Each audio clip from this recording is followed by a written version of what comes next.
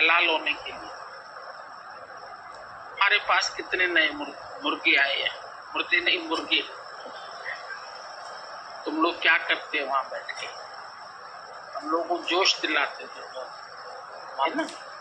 उसके बाद 2-4 नए फिल्म बने थे। एक तो वो मोनाई बनी थी जो पूना में ये सत्संग, वो बिल्डिंग में नीचे ऊपर बैठी थी जहाँ गीता भगवान थे। पहले तो वो अड़ोसी पड़ोसियों को ही मारते थे, हलाल करने का काम। हम लोगों को भी ये लिखा है कि तुम लोग सब अपनी स्थिति और मेहनत से नए नए लोगों का उद्धार करके लिखते आओ। सबसे मेहनत करके तैयार करने का काम जल्दी करो। कब का पत्र है? ख्याल से 66 का।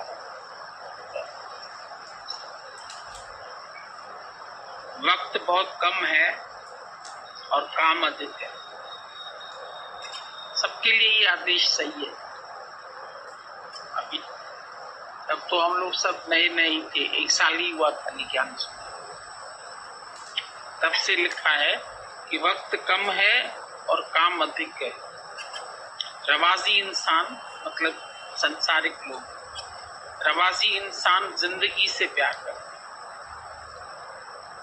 कि जिंदगी हमको कैसे जीनी है और जिंदगी में हम कैसे खुश रहें, कैसे सुख के साधन एकत्रित करें, कैसे माया एकत्रित हो हमारे पास, कैसे बंगला बनाएं, कैसे बच्चों को बड़ा करें, मतलब अच्छी तरह से कैसे जिए। सब हमारे पास सुख के साधन होने चाहिए।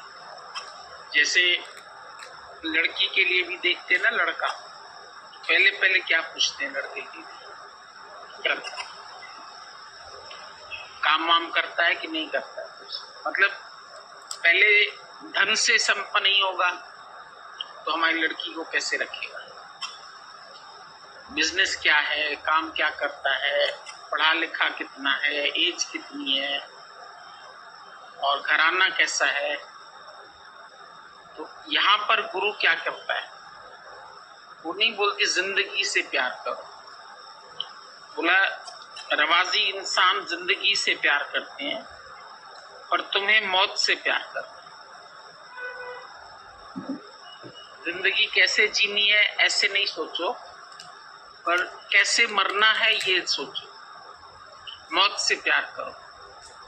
और अगर तुम आज मौत से प्यार करोगे तो आगे कैसे चलेगा काम, फिर कैसे रहेंगे, फिर माँ बाप होंगे नहीं होंगे, घर में आदमी होगा या नहीं होगा।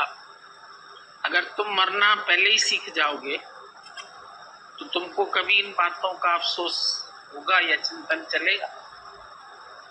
कल की लाइफ में मेरे पास क्या होगा, या हम सब में पूरे चले जाएं तो हमारे बच्चों का क्या होगा, हमारे घर का क्या होगा, हमारी जीवन आगे कैसे चलेगी, कैसे सुख मिलेंगे, कैसे नहीं मिलेंगे। अगर जो मौत से प्यार करता है, जैसे सोल्जर से मौत से प्यार करते हैं, लड़ाई में जाते हैं तो ये नहीं सोच के जाते हैं कि हम कैसे जिएं, मरने के लिए तैयार होके ही जाते हैं। ट्रेनिंग ही लेते हैं तो उनकी माँ उनको कहती है कि ऐसे लड़ाई मैदान से हार के लौट के नहीं आना और जीतना। और जैसे पहले राजा महाराजा होते थे तो राजकुमार को बचपन से सिखाया जाता, तीर चलाओ, भाला चलाओ, घुड़सवारी सीखो, कैसे तुमको लड़ाई लड़नी है, कैसे दुश्मन पे वार करना है। और उसमें चाहे तुम्हारी जान चली जाए तो जाने, जान जाए चली जाए, नहीं जाए वही खाली। कदम धर धर्म राहों में वो पलटा नहीं। जो इस राह पर बढ़ते हैं तो फिर कदम वापस नहीं लेके जाते हैं, भले ही जान चली जाए। जब सोल्जर को बोलते हैं युद्ध में जाना है तो वो क्या रीजंस बता सकता है अपने ऑफिसर को कि हमारी कल ही शादी हुई है या हमारे बच्चों का पेपर रहा है, तो हम कैसे चले जाएं, पढ़ाना है, या हमको 4 दिन बाद वापस भेज देना लड़ाई से, या मेरी पत्नी मेरा इंतजार करती होगी, मेरे खत का इंतजार करेगी, मेरा ये एक दिखा रहे थे एक दिन मूवी की, कोई सोल्जर था, ये बीवी का कैसेट आया था, तो वो ऐसे कान में लगा के सुन भी रहा था, एक्सरसाइज भी कर रहा था। उसको इतनी बड़ी सजा दिया, बोला जाओ 10 राउंड लग जाओ धूप में, बहुत बड़ा मैदान था। यहाँ आके तुम्हें पत्नी की याद क्यों आई, यहाँ आके तुमने उसका खत क्यों पढ़ा, यहाँ आके को याद क्यों किया? मतलब यहाँ आए हो तो अपना पास्ट भुला के आओ, या क्या होगा, वो कैसे चलेंगे, वो नाराज तो नहीं हो जाएंगे, उनको कौन पालेगा, ये सब बातें जैसे मरने वाला नहीं सोचता है, या जो आशिक होते हैं वो भी नहीं सोचते, जिनको आही हो जाए वो ये सब बातें सोचेंगे। छुट्टी लेंगे तो पैसा कट जाएगा, ऐसा करेंगे तो ऐसा हो जाएगा, वापस नहीं जाएंगे तो बच्चे नाराज होंगे, आदमी ऐसे हो। इसका मतलब तुमको अभी जिंदगी नहीं है। और आशिक कहता है हमें मरना है। अब मरने से ऊपर तो फिर कोई सजा सार के पास नहीं। हद में हद क्या देती, कोई कर ले तो फांसी की सजा है, उससे बड़ी तो सजा कोई है नहीं। जो मौत से प्यार करेगा वो इस राह पर आए, और अगर तुमको जिंदगी से प्यार करना है तो वापस चले। आया समझ में कि नहीं है? घर चले जाएं, घर से फोन आया है और बातें हमसे कहते रहते हैं, ये हमारे बेटे की शादी है फलानी तारीख, तो आप भी आना। मरने वाला कहां से इनवाइट करते हैं, आएगा? तो बोला रवाजी इंसान जिंदगी से प्यार करते हैं, पर तुम्हें मौत से प्यार करना है। मौत से प्यार करने का मतलब है दूसरों की भलाई के लिए अपने आप को कुर्बान कर। केवल दूसरे की भलाई के लिए सोचो और उसमें तुम अपने आप को कुर्बान कर, अपने सुख, अपनी सुविधा, अपना काम, अपना आराम, ये सब भूल। अलततिये सतिये तुम काये तिवेल वेण जीनाए, ये गीता भगवान की पेट लाइन दी थी कि हलततिये सतिये तुम काये, तो ठंडी हो गर्मी हो, जैसे आज पूछते हैं ना लोग बहुत ठंडी है, ऐसे करते हुए आते ना। अभी तो तुम 12 बजे आ रहे हो, 11 बजे, 6 बजे सुबह को निकलना हो तो बिल्कुल बर्फ हो जाए। तो तती हो, ठंडी हो, गर्मी हो, बारिश हो, तो तुम्हें निकलना है तो निकलो कार्य के लिए।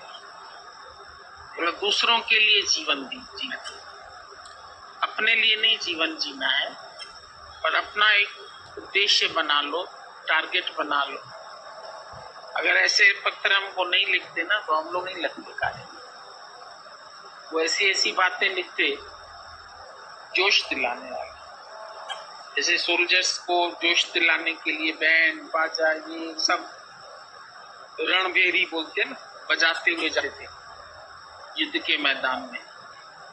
तो कैसे तुमको अंदर से जोश आए, ये बातें गुरु हम लोगों को प्रेरणा देते। गुफाओं में बैठकर पर्वतों के नीचे घाटियों में समाधि गाने वाले सुस्त सन्यासी यहाँ नहीं है। सुस्त सन्यासियों की यहाँ हमारे पास जरूरत नहीं है, जो अपना आनंद लेने के लिए पर्वत की गुफा में चले गए, घाटियों में चले गए, पेड़ के नीचे चले गए। लोग भी पूछते हैं ना आनंद कैसे आए, अपना कैसे समाधि लग जाए, कैसे पेड़ों के नीचे जा बैठ जाएं, कैसे पर्वत पे चले जाएं या किसी गुफा में छुप के बैठ जाएं, वहां बैठकर तुम आनंद लें। गुरु जी हमको आनंद लेना है, तो तुम अपने आनंद के लिए थोड़ी आए। हमारा आनंद है दूसरे को आनंद देने में। जब सर्व के सुख के लिए तुम जिएंगे तो तुमको ऑटोमेटिक सुख मिलेगा। तुम प्यार करेंगे, पलट के तुमको प्यार मिलेगा। तुम नफरत करेंगे, तुमको पलट के। कई बुरा भला भी बोलते हैं ज्ञानियों।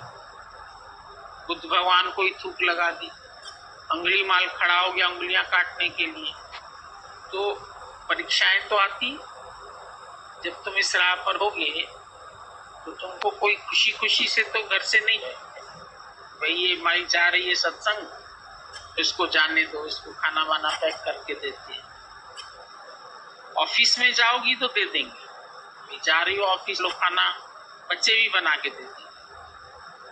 और सत्संग के लिए जाओगी, धक्के खाने जाओगे। बेचारा अमरदास गुरु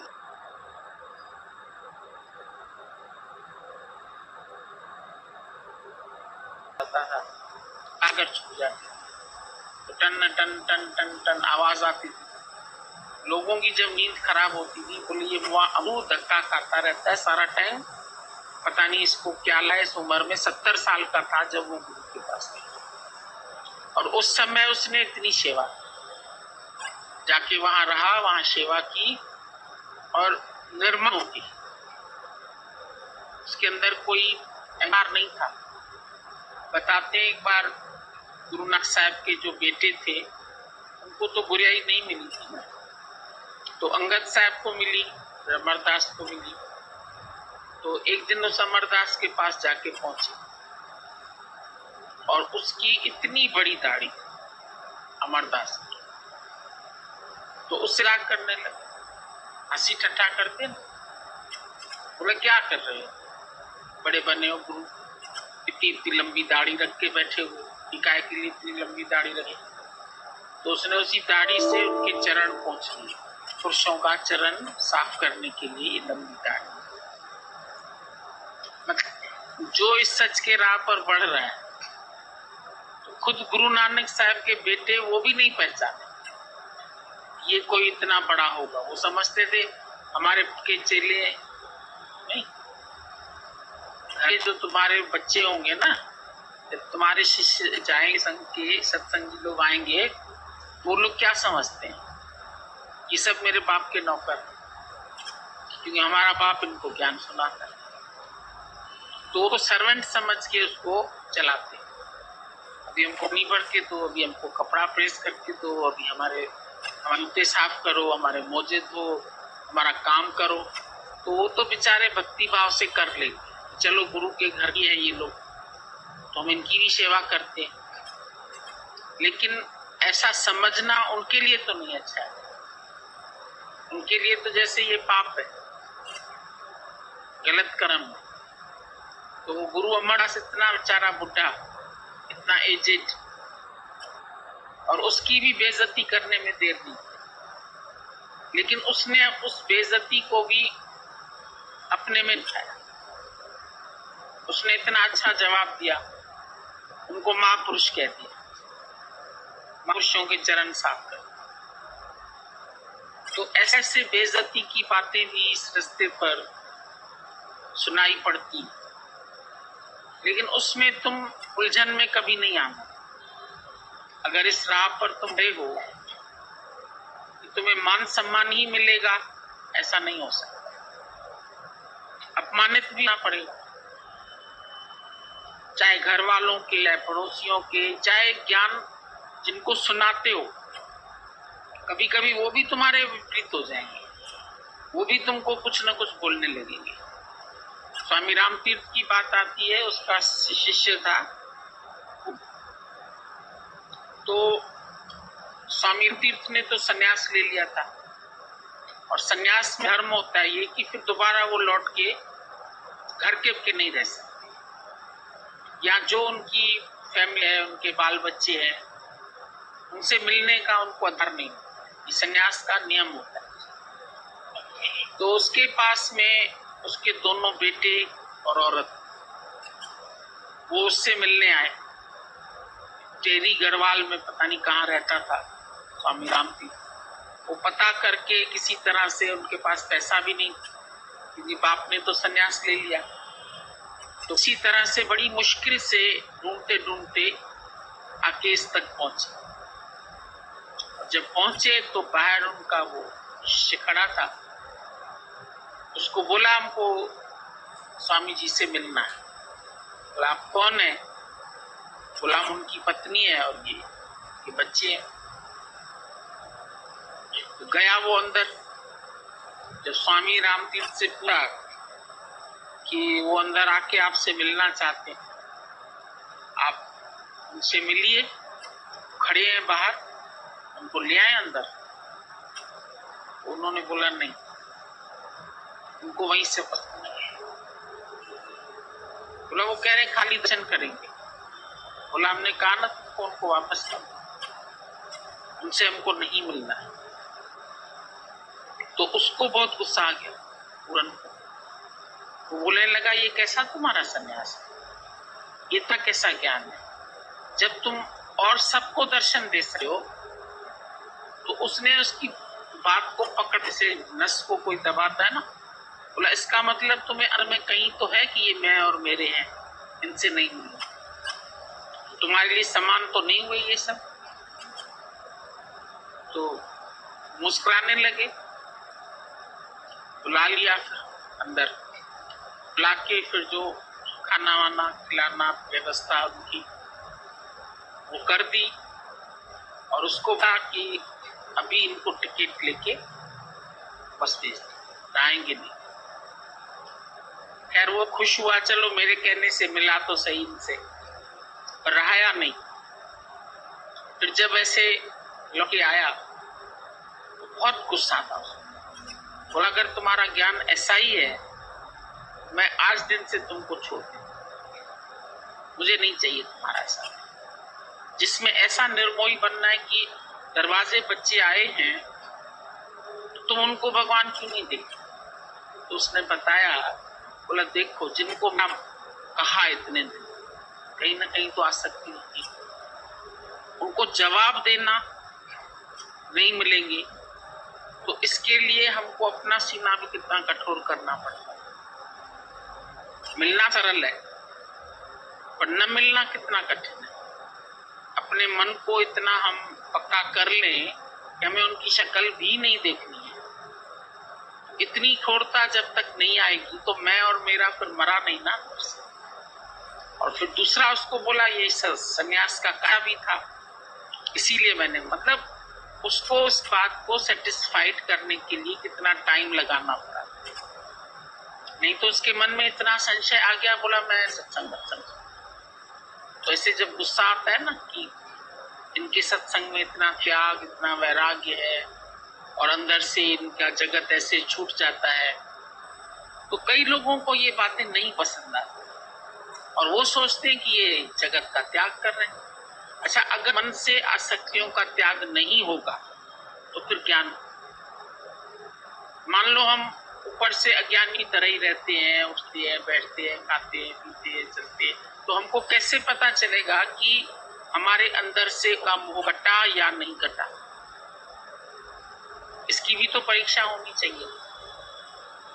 फिर अपने अंदर वाला भी तो कुछ बोलता है कि तुम लेते तो क्या जाता, समान भाव से देख लेते, करके देख लेते। अच्छा, कितना ही तुम बोलो ये ब्रह्म है, तुम्हारा आदमी खड़ा रहेगा, तुमको यहाँ आएगा नहीं कि मेरा, भले ब्रह्म ज्ञान सुना है तुमने, भले तुम वो ना भी हो, पर यहाँ शक्ल देखते तुमको अंदर में क्या लगेगा, कौन है?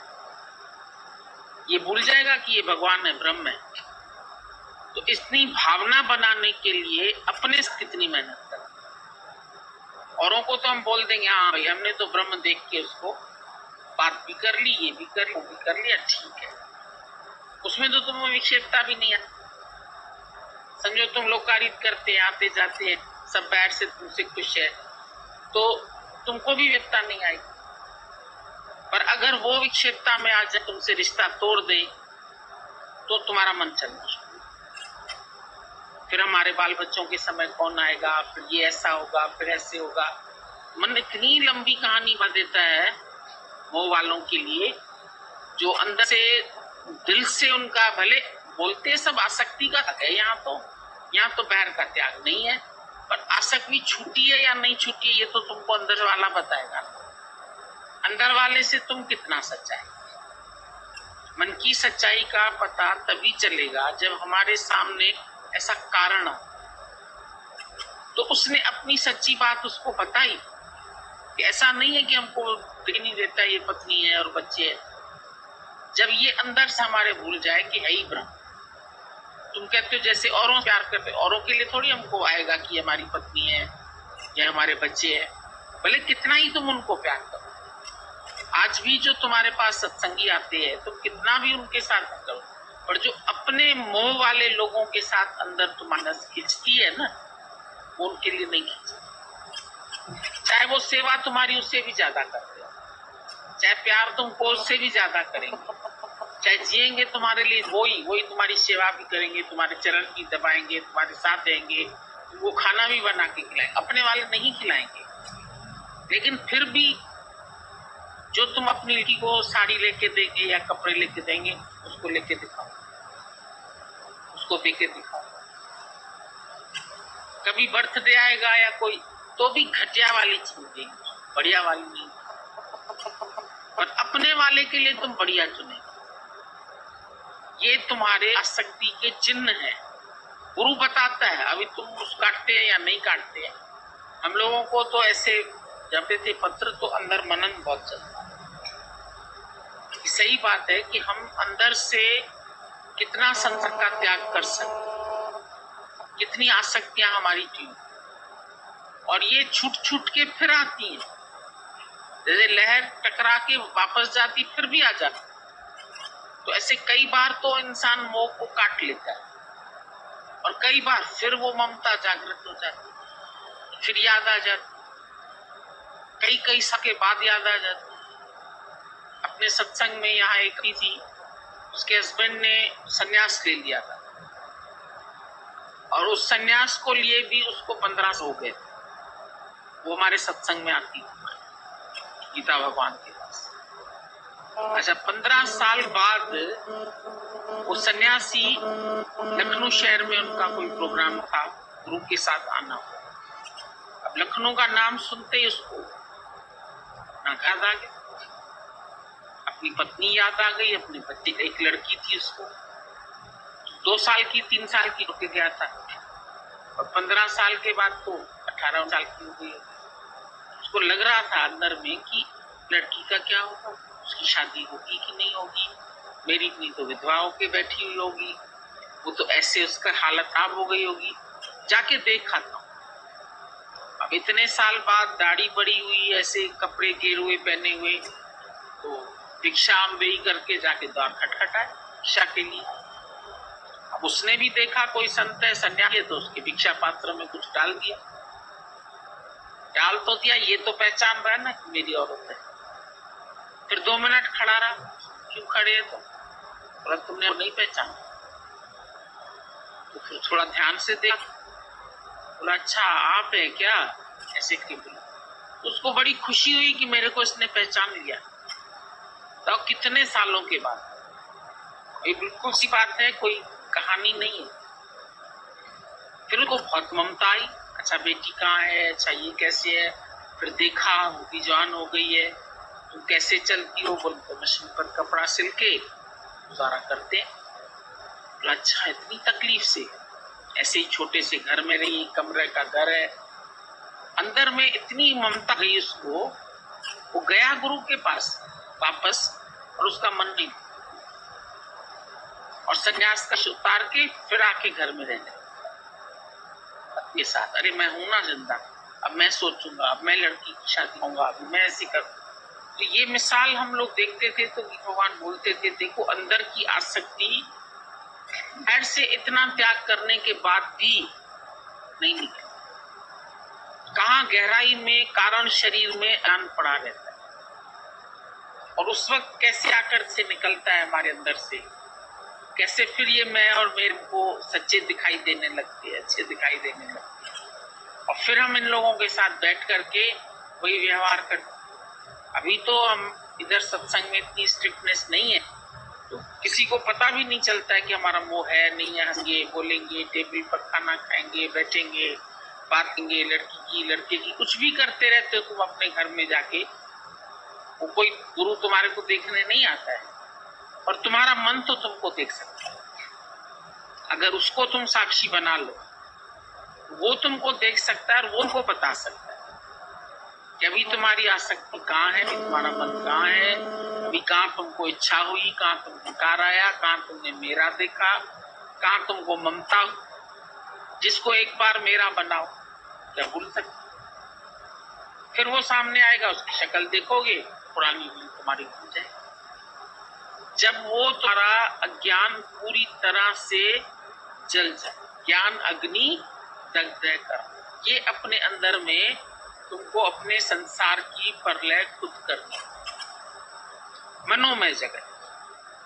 बाहर से ले हम संन्यास तुमको नहीं दिला, और दिलाने का फायदा भी है। जब ये मिसाल देखा तो लगा कि क्या फायदा, इतने साल भी रहा और आसक्ति की थी, तो फिर निकल आई और फिर वो घर में गृहस्थी की तरह रहने लगा।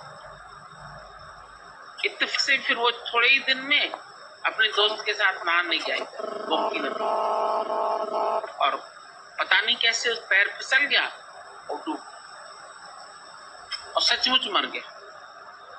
मतलब रहा भी नहीं इंदा ज्यादा, और औरत कहने लगी चला गया था तो सहन कर चुकी। लेकिन ये जो नए जैसे फिर आके उसने ममता डाली, नए कपड़े भी पहनो, ये पहनो, वो पहनो, फिर सुहागिन की तरह रहने लगी, तो विधवा की तरह रहती। तो कैसे उसकी आसक्ति फिर से निकल आई? बाद में वो आके और रोने लगी पिता भगवान के पास, बोला हम तो सहन कर चुके थे, ये जो दोबारा से इसने हमारे में आसक्ति डाली, तो ये तो मेरे लिए और मुसीबत हो गई। बोला फिर तुम यही समझ लो कि नहीं है जैसे तुम्हारे। तो अंत से तो चलो उसका मन फिर भी बनाया गया, और एक हम लोगों के लिए कितना बड़ा एग्जाम्पल है ये, जो हम सोचते हैं एक बार गुरु जी सब छोड़ छाड़ के ना आपके घर आके बैठ जाओगे, फिर भी अंतःकरण में तुम्हारा जगत कारण शरीर तक पड़ा हुआ है। जो मोह है ना, ममता, ज्ञानी ध्यानी सब बन गए हैं, सत्संग करने वाले भी बन गए हैं, पर अंतःकरण में जो छिपे हुए हमारे रोग हैं वो हमको नहीं दिखाई देते। समय आने पर वो प्रकट हो जाते। से मेढक होते हैं ना, आजकल तुमको दिखाई देते हैं? नहीं दिखाई। गहरी सर्दी में गर्म में मेढक नहीं दिखाई देता, बारिश में दिखाई देता, सीजनल। तो वो कहाँ जाते हैं फिर? अगर वो तुमको यहाँ नहीं दिखाई देते हैं तो होते कहाँ हैं? धरती के अंदर बहुत गहराई में चले जाते, उनके लिए बोला जाता है डॉर्मेंट कंडीशन। वो अंदर ही अंदर गहरे में छिप जाते हैं, पर जब बारिश पड़ती है तो उनके गड्ढे भर जाते हैं, तो उनको निकलना। और बारिश के दिनों में ही उनकी ब्रीडिंग सीजन भी होती है, बच्चे पैदा करने का भी समय।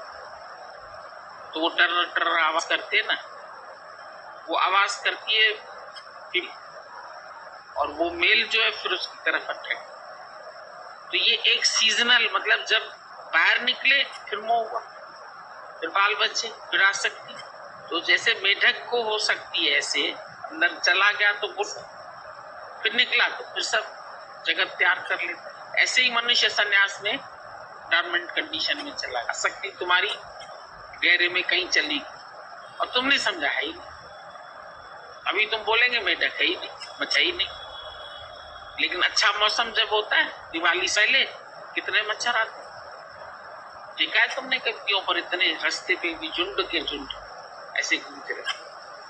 तो ये मन के भी अंदर के विकार वक्त वक्त निकल, जब उनके अनुकूल कंडीशंस होती है, फेवरेबल कंडीशंस, तो अंदर से फिर आसक्ति।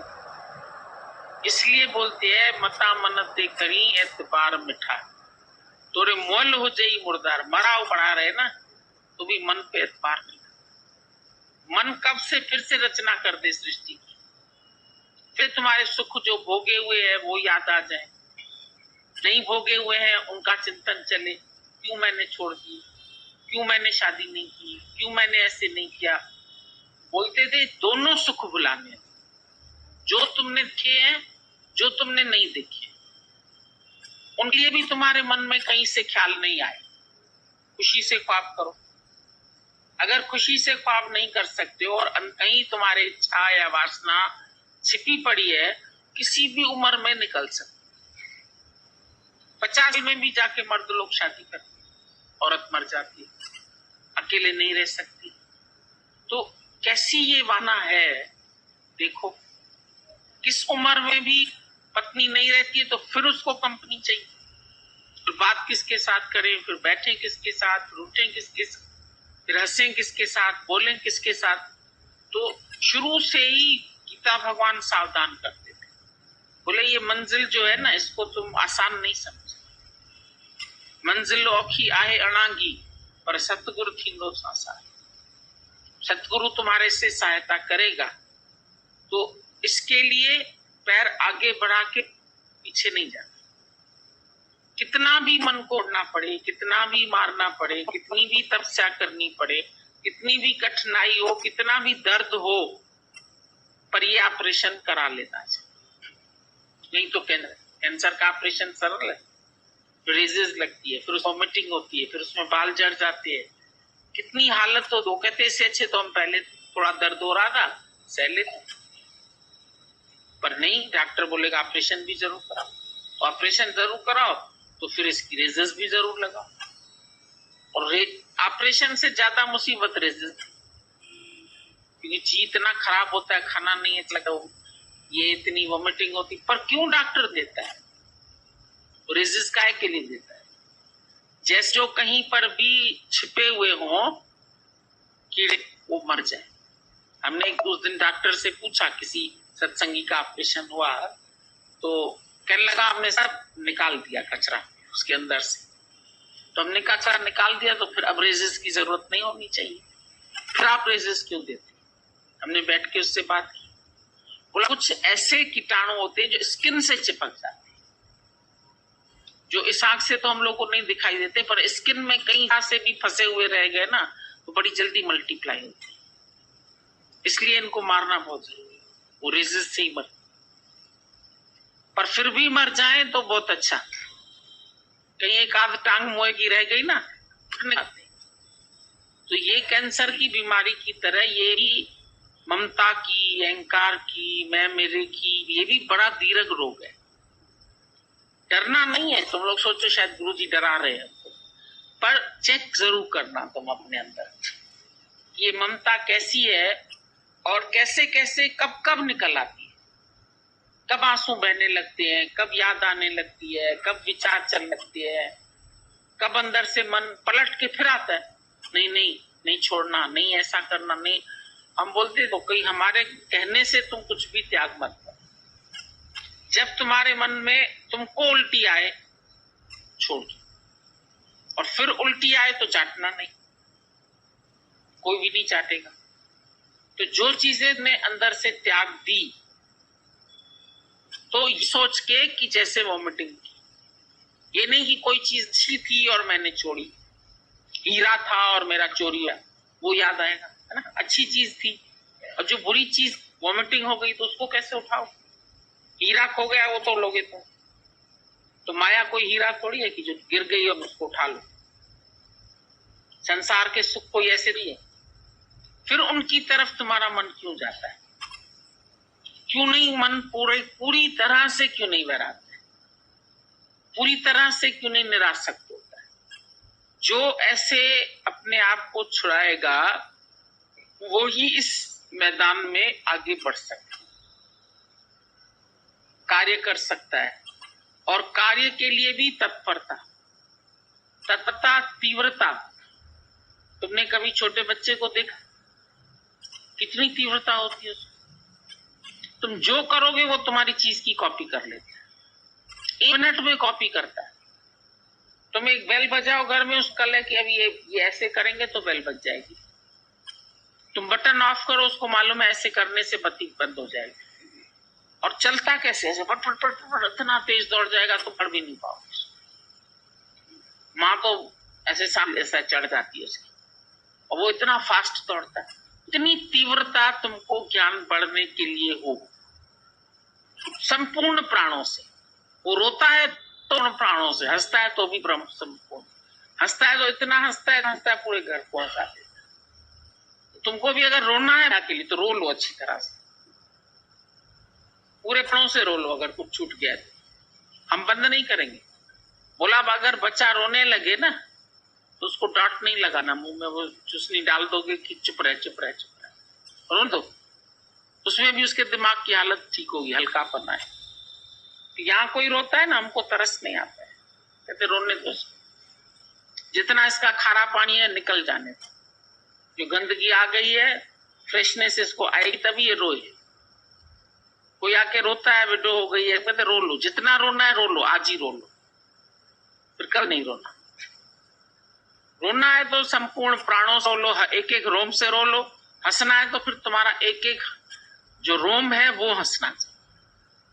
वे ऐसे लाख करोड़ ऐसे लगे जैसे लाखों करोड़ रोम है ये जो तुम्हारे, इनके अंदर से हंसी निकले। 4 मिले 64 खिले, कर जोड़ के 20। और संत से जब संत मिले तो वे ऐसे लाख करोड़। 4 मिले 64 खिले, 2 आंख तुम्हारी 2 आंख हमारी, ये 4 है। 4 मिले तो 64 खिले, 32 दांत तुम्हारे 32 तुम्हारे, खुशी आनी चाहिए। और जब संत से संत मिले तो खाली 64 नहीं, पर लाख करोड़ जो रोम रोम है ना, इनमें तुम्हारे खुशी आनी चाहिए। ऐसी खुशी नाम सुन के तुमको आए कि तुम्हें ये फील हो कि हमारा रोम रोम खिल गया, मेरा रोम रोम खिलाया। भजन में बोलते हैं ना, मैंने ऐसा सतगुरु पाया। तो इतना अच्छा हमको गुरु मिला है, और अंदर के हमारे छिपे हुए आसक्तियों को, विकारों को, बातों को हटा के हमको बिल्कुल रोग मुक्त करना चाहिए। कैसे तुमको अपने अंदर के रोग का पता चले, और पता चले फिर तुरंत उसका इलाज करो। समझो को पता चलता ये कैंसर की गांठ है तो तुम उसको रहने कहाँ देंगे? डॉक्टर भी पीछे पड़ जाएंगे, घर वाले भी पीछे पड़ जाएंगे, निकलवाओ इसको। ये ट्यूमर हुआ है तो निकलवाओ, गांठ हुई है तो निकलवाओ, आंख में पत्थरी बन गई है तो ऑपरेशन कराओ, मोतियाबिंद करते ना। और जो नहीं करवाते ऑपरेशन, मोतियाबिंद है दिख नहीं रहा लेकिन सुस्ती तो हो जाता है, वो मोटा हो जाता है परत, फिर ऑपरेशन भी नहीं। डॉक्टर बोलते हैं बिल्कुल कच्चा होता है तब भी नहीं ऑपरेशन करती, और बहुत ज्यादा पक जाता है तो भी नहीं करती। उसको दिखाते रहो, अब हो सकता है कि नहीं ऑपरेशन, जब कहे हाँ तो निकलवा दो उस पत्थर। रहना ठीक नहीं, भले आंख है इतनी कोमल है, पर तुम तो उसको सरेंडर करते हो, सुआ डाले सुई डाले कुछ डाले। तो कुछ भी करे गुरु, कुछ भी प्रकृति करे, कुछ भी दुनिया में ताने में सुइयां मिले, इंजेक्शन मिले, कुछ भी मिले, पर ये रोग जो है ना तुम्हारा वो दूर होना चाहिए। आसक्ति मैं और मेरे का, यहाँ झट 4 दिन सत्संग सुन के सब सोचते हैं हमारी आसक्ति वासक्ति निकल गई। बिल्कुल नहीं है, अभी तो हमारा मन बिल्कुल सही है, हमारा किसी से मोह ही नहीं है। औरों से छोड़ दो, चेले बनते हैं ना, इनसे बड़ा जबरदस्त है। बहुत आरोप ये ना छूटे, दुनिया छूट जाए भले, गुरु भी छूट जाए भले, पर ये चेले ना छूटे।